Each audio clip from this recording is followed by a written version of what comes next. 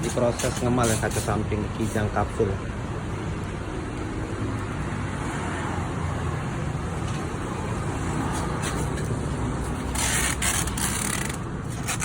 Ini prosesnya lagi bongkar.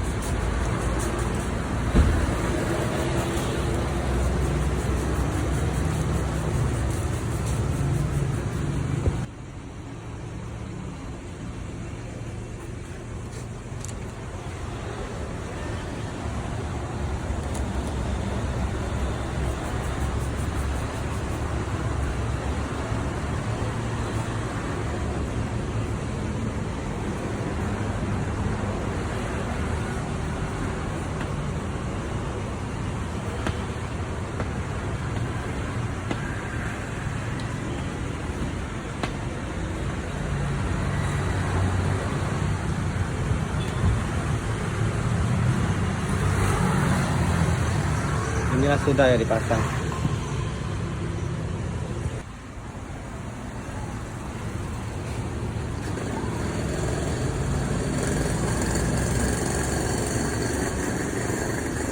Cairannya kita pakai rinso cair ya supaya licin.